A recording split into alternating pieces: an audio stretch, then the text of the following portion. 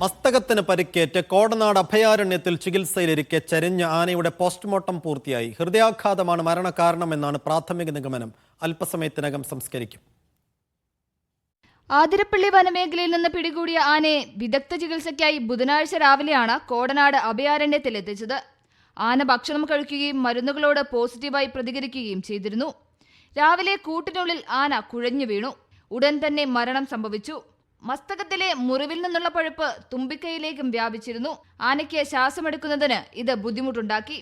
ഈ ആനയെക്കുറിച്ച് വനം വകുപ്പിനുമായിട്ട് ബന്ധപ്പെട്ട് പ്രവർത്തിക്കുന്ന വെറ്റിനറി ഡോക്ടർമാർ 30% സാധ്യമാണെന്ന് നേരത്തെ തന്നെ പറഞ്ഞിരുന്നു. എന്നാലും കഴിഞ്ഞ 2 ദിവസമായി മെച്ചപ്പെട്ടൊരു നിലയുണ്ടായപ്പോൾ രക്ഷിക്കാൻ കഴിയുമെന്ന് വിചാരിച്ചു. പക്ഷേ രക്ഷിക്കാൻ കഴിഞ്ഞില്ല. Mannuthy veterinary and animal science കോളേജിലെ ഡോക്ടർ അനൂപ് രാജിന്റെ നേതൃത്വത്തിലായിരുന്നു പോസ്റ്റ്മോർട്ടം.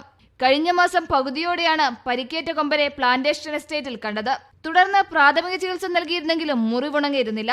ഇതിനുശേഷമാണ് വിദഗ്ധ ചികിത്സയ്ക്കായി കോടനാട്ടേക്ക് കൊണ്ടുവന്നത്. മീഡിയ 1 കൊച്ചി.